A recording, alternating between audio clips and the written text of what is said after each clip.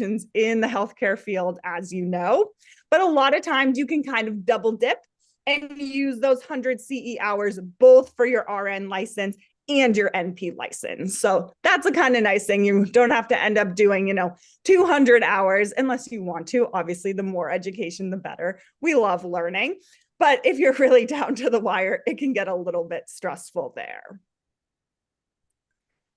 A little information about the AANP exam itself. So it is still 150 multiple choice questions. That has not changed even with the switch over to Prometric.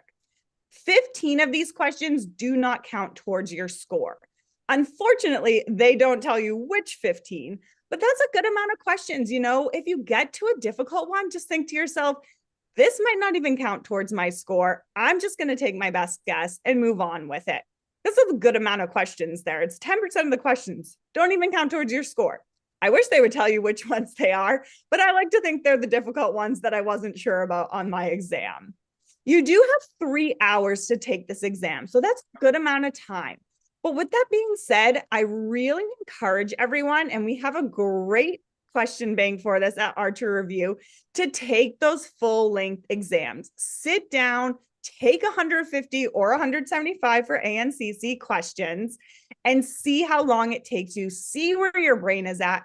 Practice really does make perfect. Your brain is a muscle, and you really do have to train it to get on board with sitting there for 150 questions, because it gets boring. Something I did personally is I made little tick marks on my paper every 25 questions. And then I felt like it really helped me. I was like, okay, 25 more. I can do 25 questions. That's nothing. And every 50, I really took a break, pushed myself back from my little cubicle, which you're usually in, just like NCLEX, put my head down, rested. If you need to get up and move your body, go to the bathroom, grab a drink of water at the water fountain, whatever you need to do to keep your brain fresh, because we want you fresh for every single question. We don't want you burning out. An interesting thing about AANP is about 30% of the exam is on the older adult population. So this is sometimes something that comes as a shock to my FNP students, because it felt like the entire exam was on the older adult population, where it's not really the entire exam, but 30% is a good amount. So this is something to prepare for. And again, in the Archer Review question bank, you can filter by population. So you can choose older adult and above to really get in on that population. And this is just reflecting the patients we typically see as FNPs. We know that the population is aging. So a lot of times we are seeing the older adults. We're not pediatric specialists, although we can see throughout the lifespan. And if you're an AGNP, we know that you are specialized in 13 and above. So the older adult really is your people. It can include non-clinical questions on your exam. This is a huge misconception from schools, from students, from hearsay, rumors that AANP is all clinical. It actually can include non-clinical questions. So make sure you're practicing those. These are things like laws, guidelines, renewal. It can be as simple as asking what the HIPAA Act was or something like that. So just make sure you are up on that so you don't miss those questions, because they're very straightforward typically, should you come across them. A passing score, and this is where they both get a little tricky to score, both exams, is 500 out of 800. However, there is no data released by AANP on how these questions are weighed. So it's impossible to say, oh, you got X amount of questions right. I wish they would just send it. I know many students wish they would just send it and say, you got this many questions right, this many questions wrong. But unfortunately, they do not. So that is the passing score. It is 500 out of 800. Who knows how those questions are weighed? But the good news is there is an 84% pass rate. So that is a really high number. So if you take anything into your exam, I want you to know that most people pass. I mean, gosh, 84%, that is almost everyone. And if you don't pass, that's okay too. There's a lot of people who don't. And we're here to help you either way. but really take comfort in that number, knowing this isn't like a 24% pass rate. This is a good number. They just want to make sure you are a competent novice nurse practitioner. And the unique thing about AANP that I really like is everyone is sent a score report.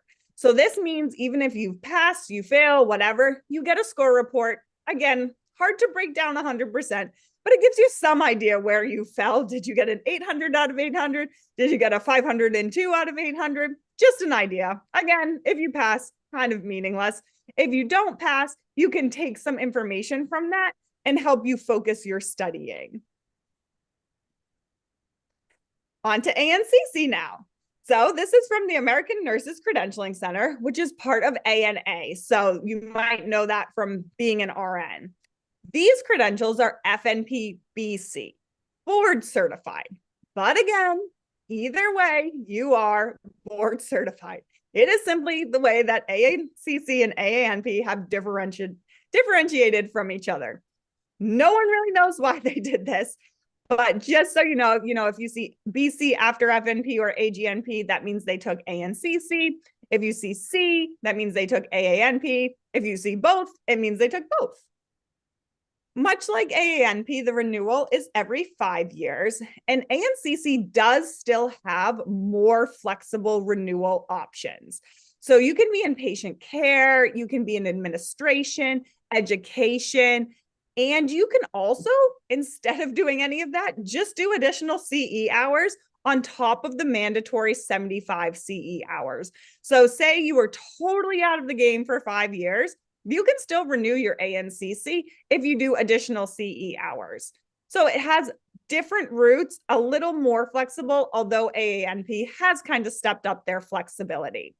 For either exam also, you can't take the exam. I know most people are done with exams after they take AANP or ANCC, but that is an option. So if you're like totally out of it, not in any sense working as an NP or an RN, don't want to do CEs, you can just retake the exams. And sometimes that's a great way if you're planning to go back into practice to really test your knowledge, beef up what you've been learning, and get ready to go back into practice. So there's tons of options for ANCC. And then we do know that AANP got a little bit more flexible, which we love. Some information about ANCC. So different from AANP, and I think what scares a lot of students away, and I totally understand it, is they have varied format questions. Unlike AANP, there's 175, so there's 25 more, however, 25 don't count. So more room for error, even if there's more questions there. You do have a little bit longer, so you have 3.5 hours to do these on 175 questions. And what I mean by varied format is hotspot, select all that apply, and alternate format. So multiple pictures to look at, those sort of things. I do want you to know that these are usually some of the easier questions. It could be just a chest x-ray asking you, what is the lower lobe of the left lung? I'm serious, they can be that easy. So I don't want these to scare you away. And the ANCC has moved away from Select All since their 2022 update. I think just to become more in line with AANP, it really feels like the two boards are trying to align, which is really nice to see, because at the end of the day, you're still a board certified nurse practitioner. Why should we have two totally varied exams? 20 to 30% of the exam, they used to say 25 questions. However, they have changed this with the 2022 update. So 20 to 30% is non-clinical. This again scares a lot of people, but I don't want you to be scared by it, because these are very straightforward questions typically. So as long as you're preparing, again, you know what HIPAA is, you know what autonomy means to patients, those sort of things, you are going to be golden on those non-clinical questions. And honestly, it kind of breaks up content because you can give your brain a break. That's how I felt about the hotspot, select all that apply, and alternate format. It kind of broke up the monotony of just answering multiple choice after multiple choice question. So again, don't let this scare you away. I know a lot of schools push for AANP and probably still do push for AANP. because ANCC was once seen as the exam that more non-clinical people took, educators and that sort of thing, researchers, NPs that were going away from the clinical field, but it really is not true. I also see a lot of times that people say, oh, the listing for the job said board certified only. And a lot of times I found these jobs just simply don't know that there are two different boards. So they just write board certified because that's what they want, but they just want to make sure you passed AANP or ANCC. It is very rare to prefer one exam over the other. There was a small time where some hospital systems did prefer ANCC, but it again seemed like a little bit of a misunderstanding where they were just writing they want the BC, the board certification, but they really were fine with AANP as well.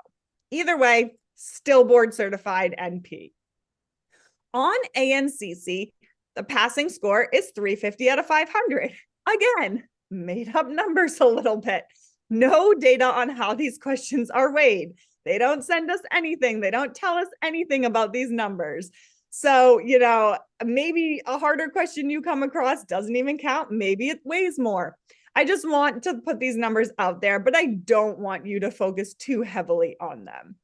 ANCC has a slightly higher pass rate, but again, right on par with AANP, 87% pass rate, but much less students take ANCC. It's about a 10th actually of the students that take AANP. Again, this is who knows why, but I think a lot of students are pushed to it from their schools, or there's still that old stigma that ANCC is harder because of the select all that apply and alternative format questions. But really, the pass rate is slightly higher, although both have a great pass rate.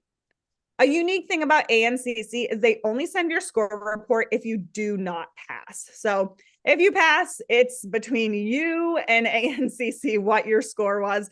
Sometimes it's better, I honestly think, that you don't know what it was because you can't focus on, oh, I just got a 351 out of 500. I'm not that smart, which is not true at all. If you pass either exam, you are ready to be a novice nurse practitioner, and that is really what they are testing. So second plus time test takers, I want you to know you are not alone. Some of the best NPs I know retook their NCLEX, retook their board certification for FNPs. It is not something to be ashamed of. We all have bad days. We all go into things not 100% ready, and that's fine. We are here to help you. Your peers are there to help you. In the end, it doesn't matter if it took you 3 tries to get through or you did it on the first try. You are all going to be fantastic nurse practitioners. But there are different ways you have to go about taking the test. So the easiest way to go about it is if you fail one, you can take the other. If you fail AANP, you can take ANCC. The board of your state will never know, which I do see that question a lot. If I fail one, will the board of nursing know that I failed and do something about it? But nope. They won't know anything unless you tell them, and you literally have to check off that you want your score sent to them. So if you don't do that, they will never know the better. So if you fail AANP, you can take ANCC, no wait time, no nothing. And that's why I find a lot of students do take both exams because they signed up for both. And if you don't take your exam, you only get a portion of your money back. And so they're like, yeah, it's fine. I'll just take both, even though they passed the first one. Or they use it as a little insurance in case they don't pass the first one. Maybe they weren't ready that day. Maybe they were sitting in traffic for 2 hours and running in the last minute. It was very stressful, weren't in the right headspace. Either way, it's totally fine. To retake AANP, so you fail AANP and you want to retake AANP. This requires 15 CE hours. You can do this in any way, just like you're renewing your license. Online is usually the easiest way to go about that. Just get them done and reapply to test. You can take 2 attempts per calendar year. So that is from January to December. So if you fail once, you can try one more time for AANP within the same calendar year. Retaking ANCC has no CE requirements, but you must wait 60 days, which that really sure why they do that. I think they're just hoping you clear your head, get ready to test again, study those things you need to study, have time to look at your score report that breaks down the areas that you weren't great in so you can become great in them. You can have 3 attempts per 12 months. So a little different than AANP. ANCC starts the first time you take it. So say you take it in February, that begins your 12 months. So you can take 3 times per 12 months into the next February. So just a little bit different there. But again, I believe everyone can pass their first time, but it's not a big deal if you don't. Truly, truly, truly, I want you to know that it is not a big deal. It is not a great failure. We can help you get there here at Archer Review, and you can get there yourself. I promise you have it in you. You did the hard part, which is going through school. These exams are much easier than most school exams. I hear that time and time again, that nothing was hard compared to my school's exams. So I really want you to know that although these seem daunting and a big thing, a big hurdle to get over, they really aren't, and you absolutely can do it. So now a little bit about exam anxiety, because I know these are big exams and it's normal to feel anxiety. And a little bit of anxiety is actually good because it wakes you up and gets you ready to test. However, we don't want you to tip over to the bad side of anxiety where you can't think straight. Your brain feels like this picture here, a total mashup of different information going in, going out, not sure what to do with that. So there's a lot of reasons why exam anxiety happens. A lot of stress around the results. Will I pass this? Will I have to restart studying? Can I pass this? I barely made it through school. How am I going to pass this big exam? A lot of people also have future jobs lined up. So when I became an NP, I did have a job waiting for me. So I totally get this feeling because you're like, I don't want to let them down. I told them I could start May 1st. If I fail in April, I won't be able to start May 1st. But I want you to know that this truly is one last exam. It is one and done. Obviously, if you go on for further education, not quite for you, but for most people, this is the last big exam ever. You made it through undergrad. You made it through your NCLEX. You made it through now your FNP or AGNP exam. You can do it. And like I've said time and time again, it really is just making sure you are a safe, competent novice nurse practitioner. They're not looking to know that you know every diagnosis in the world. That's just not possible and not what it's looking for at all. Some manifestations of exam anxiety that I do want you to be aware of, especially when you're taking practice exams, which I do like students to take at least 3 practice exams where you are sitting down for the full 150 or 175 questions. If you notice you're getting some heart palpitations, you're starting to get sweaty, you're forgetting basic info like what even is a systolic pressure? What does diastolic pressure mean? Or you're feeling super panicked, I really want you to think about, do I need external help for this, or is this something I can control? There is no harm in asking your provider for help. I know that there are some students that take different medications for anxiety, especially exam anxiety, or just talking it out with people. There's truly no stigma around it. And I would rather you go in with a solid game plan than go in thinking you can handle it when you really might need a little bit of help and then feeling overwhelmed and panicked in your exam. So just some tips on conquering exam anxiety. And these are some things that I personally did. Write out what you know. So use that dump sheet. Write down silly mnemonics, Mr. Pass MVP to remember your murmurs, things like that. Write down your cranial nerves. That's exactly what I did because Lord knows I was not remembering any of those Roman numerals once I got into my exam. Just simple things like that really can help you conquer that anxiety and just really reinforce that you truly do know this information. Use that paper, even if you just need to like doodle something out or draw, internal rotation versus external rotation. That's fine. Use it. Brain dump on that sheet so you can almost reference it and feel like at the end, oh, I basically have a cheat sheet, even though it really came from your own brain. Then some simpler ones like deep breaths. Box breathing is a really good way to go. Or, do a 4-second inhale, 8-second hold, 4-second exhale. Don't be afraid to be a little bit silly in your cubicle. Obviously, we're not going to be distracting those around us. The proctor will definitely not like that.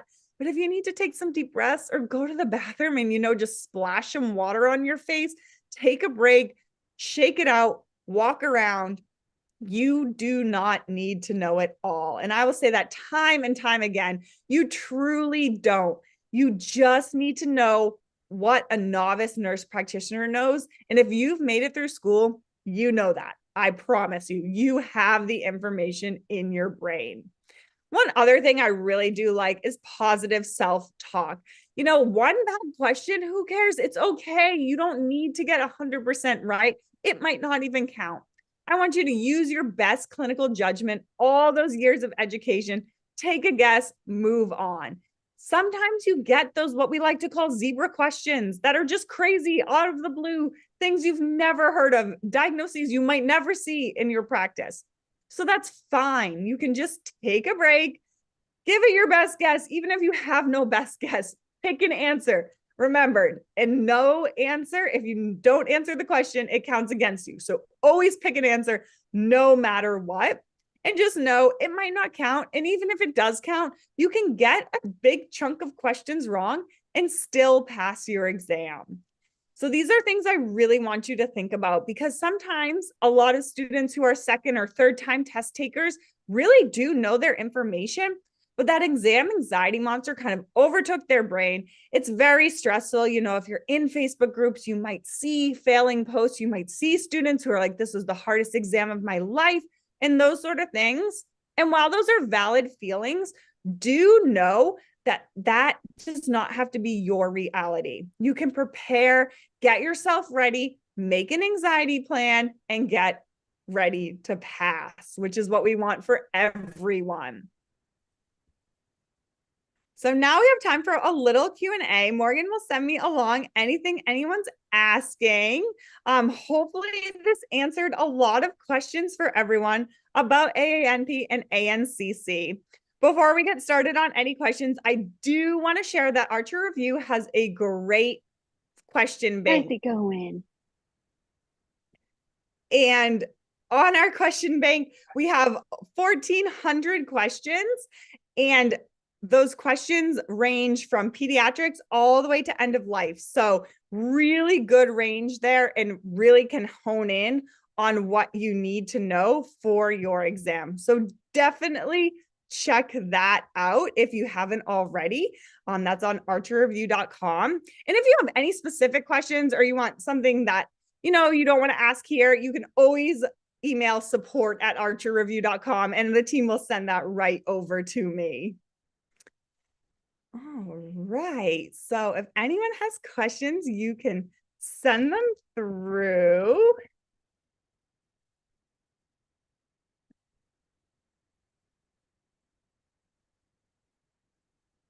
And we are always available. If you don't have questions now, or if things come up, that is totally fine. I can answer some of our most asked questions. Our biggest question is, how do I sign up? And that is on the AANP or ANCC website. A big question I also get, and I know a lot of people are asking this, is can you test before you graduate? This is a very much gray area. It used to be, yes, 100% for AANP, and ANCC needs something called a VOE.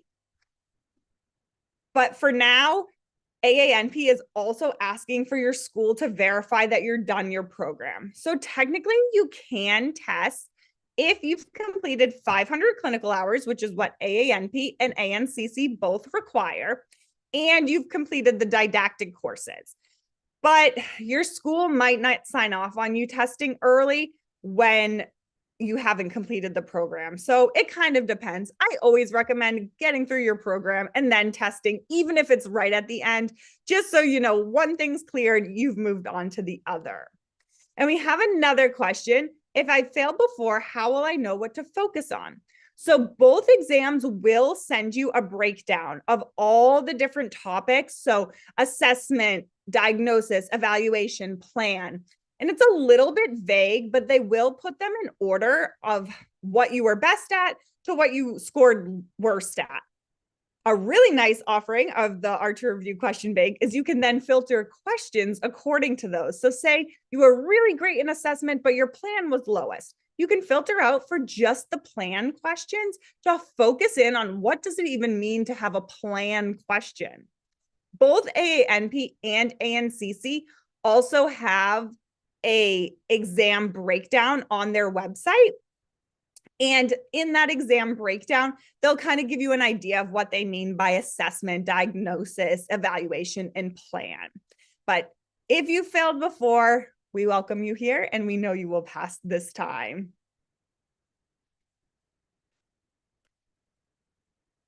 If there's any other questions, otherwise I can go to some of our most common questions. I do recommend always looking at those exam breakdowns on the website as well. It just gives you a really good idea of how many pediatric questions you're going to get, how many older adult questions you're going to get. It can be really insightful. Like I said, ANCC did take away the straight out 25 question non-clinical content, but it is still about 20 to 30% of the exam. Second question is, can I take the test in a different state from where I graduated or where I'm going to work? And yes, you can live in New Hampshire and take it in California. You could take a vacation and take your exam. But yes, these are national exams, so you can take them anywhere, which is a really nice offering because, like I said, if you live in kind of an in-between state area or not near a large city, it's sometimes harder to find those prometric testing centers or open time slots. So yes, you can take your exam in any state. I know some students, move right after they graduate. So you could take it right before your move, right after your move. It is totally fine. And it can be totally separate from either where you live or where you graduated. There are no rules about that. Great question there. So I know it's a little different from other tests. And that being said, a little note about NP licenses is currently we do not have compact licenses like RNs. So if you do want to be licensed in multiple states, you do have to go through the licensure process for each state. Although I did see recently in an article that they're trying to push forward an NP sort of compact license, which I think will be really great, especially since a lot of remote jobs for telehealth do require, you'll see like 20 licenses required, and that's kind of crazy to license in 20 states. Just a lot of work there. So hopefully soon we'll have some sort of compact license, just like RN licenses do. Really good questions here. How expensive is the exam? So that actually depends if you are a member of AANP or ANCC. They are about $200-ish, $250-ish, depending if you're a member or not. That being said, both exams or bodies, AANP and ANCC, do offer discounts quite frequently. So if you're about to sign up for exam, I recommend looking on their websites for any discounts and then asking around, around Christmas time. I know they did like a holiday discount. For the spring, they usually do some sort of new grad discount on signing up for your exam. So be on the lookout for that because it is another expense. So just something you could save a little bit of money on. If you are a member of AANP or ANA, which is ANCC, you also do get an additional discount on your exam, which is kind of nice. And I do find it beneficial to be a part of these bodies because it's great for networking. If you're a student, you can use it for precepting findings sometimes. It's a really great way to look up other NPs in the area. And it's just really nice for articles. I get their publications to my email. It just helps me stay up to date. So I definitely recommend becoming a member of AANP or ANCC. And the next question is, what qualifications do I need to have before applying to take the ANCC? So they're actually very basic, which is really interesting. You have to have 500 clinical hours done, which most people have because a lot of programs require up to 1,000 clinical hours. And then you just have to have what's called your core didactic courses finished. And these are things like pharmacology, care of the lifespan, very basic classes that many graduate programs have done within the first couple courses. However, ANCC requires this thing, and you might see it called the VO or the VOE. It is called your verification of education. That does have to be filled out for them to send you your approval to test. And that's unique to ANCC. And what that is you fill out a lot around what courses you took, the clinicals you did, that sort of thing. And then you send it to your school. And your school should give you a contact of someone towards the end of your program where you need to send this information to. And they sign off on it and say, yes, this student did complete all of this at this college, at this program. So they are good to take their ANCC. AANP does not require that form, that VOE form. However, they have recently, for test takers who wanted to test before they graduated, required a letter from like your dean of your program stating that, yes, you finished all the qualifications to take your exam. So just a couple extra forms. Other than that, you do need your transcript, and you can apply with your unofficial transcript. You just won't be able to apply for your state licensure until AANP or ANCC receives your official school transcript. So as soon as you're able to request that from your school, have it sent right over, so you're good to go once you pass your exam. But you can apply with your unofficial. That is totally fine to do. You'll just have to loop back and make sure they get your official transcript. And then after that, you will be certified. They'll give you your board certification number. You can use that to apply for your licensure in your state. And then whatever else you need, your DEA number, your NPI number, maybe your controlled substance license for your state. All those things depend on your certification from AANP or ANCC. Really good questions here.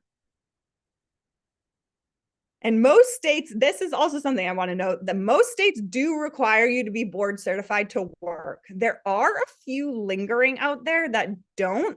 However, they don't have full practice, so you have to work under a physician. But anyway, I always recommend making sure you're board certified. You don't know where your life's going to take you. You're already in test mode. I would definitely make sure you are board certified. But there's totally different routes state to state on what it means after you get your certification versus when you can go into practice. So some will let you, even if you don't have full board certification yet, work under a physician and they'll sign off on your notes. Some say, no, you need to have that board certification. Then you can work under a physician. Some have total full practice authority where you can work as soon as you're board certified. I know a lot of them are moving towards full practice, and they have things like you have to work under a physician for 2 years or something like that. And then you can work on your own. Some states do allow you right out of the get-go to work on your own, which sounds a little stressful to me, but is also a really nice part of being an NP versus something like a PA is you do have that flexibility to work on your own. You could make a whole clinic of NPs. It's really, really cool and a really nice part of getting your FNP or AGNP license. And I know there's a lot of legislation out there right now moving towards full practice authority for NPs, especially because we do know that we are in a primary care crisis. Like, my goodness, so many primary cares are shutting down patient panels right now. We really can use all the help we can get. And NPs really bring that, knowledge from being nurses into the clinical world of being NPs. So definitely will keep my eye on new states giving full practice authority. I know there's a lot of legislature out there for this year's vote for states on whether NPs should have full practice authority. So just something to look out for in your state. And again, if you want to be an NP in different states, it will need a different license and your different requirements. So some states require fingerprints, some don't. Some states you need to work under physicians, some don't. So just things to keep track of. And one last question I get a lot is, how do I renew my license? So things that I would put in a note, either in your phone, on your G Drive, somewhere you will not lose it. One, the date of your RN renewal, if it's different than your NP renewal. If not, just the date you need to renew them both. So I know in the state I live in, it's every other year on my birthday. So happy birthday to me, have to pay for my license renewal.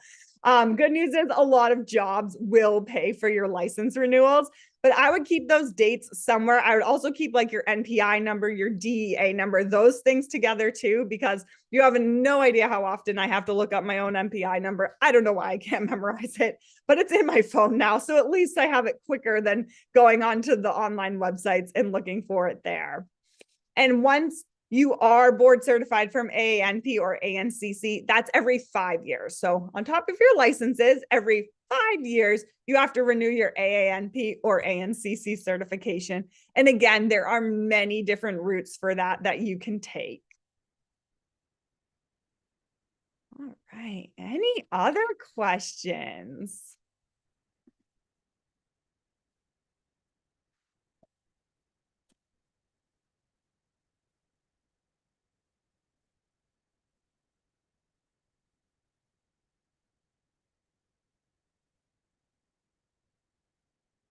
And just like I said, we have a really great question bank here at Archer Review. I would absolutely check it out. We've worked very hard to make it very close to both exams.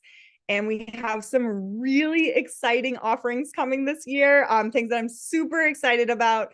One of our core values here at Archer Review is making sure everything is accessible and not expensive for students, because just like I was talking about, your license fees, DEA fees, even just getting through school is very expensive. So we want to get you to being NPs without breaking the bank. I want to thank everyone for being with us today. We are going to do webinars every Monday, so super excited. Next week, we will be heading into more content about HEENT eyes and ears, which is super exciting. Give you a little taste of what's to come here at Archer Review and just kind of our teaching style, and give you an intro to different case studies in the question bank. So please join us next week. Tell your friends, tell your family, tell your classmates. I would love to see you. If you have any questions, you can always post them on our Facebook page, our Instagram, which I definitely would give a follow to, or email us at support@archerreview.com. So I just want to thank everyone again for being here, and we will see you all next Monday. Have a great week, everyone.